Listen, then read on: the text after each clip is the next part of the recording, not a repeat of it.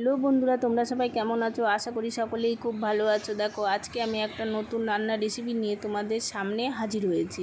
আজকে সিম্পল একটা রান্না হচ্ছে তেলাপিয়া মাছের ঝোল, তাও আবার আলু আর বেগুন দিয়ে। জ্যান্ত জ্যান্ত তেলাপিয়া মাছ এখানে নুন আর হলুদ মাখিয়ে নিয়েছি ধুয়ে, তারপরে লম্বা লম্বা করে আলু আর বেগুনটাও আমি কেটে নিয়েছি।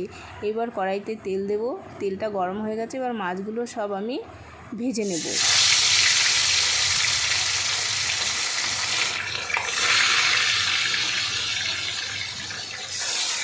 মাছগুলো একটু সুন্দর করে লাল লাল করে ভেজে নিতে হবে, এই যে। আর তার সাথে আমি বেগুনটাও ভেজে নিয়েছি।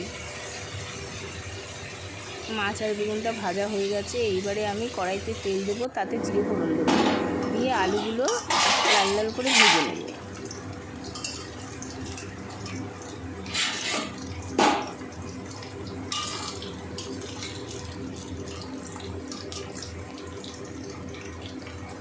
আলুগুলো ভাজা হয়ে গেছে, এবার এতে নুন দেবো আর একটু হলুদ দেবো আর জিরে বাটা আর লঙ্কা বাটাটা দেবো।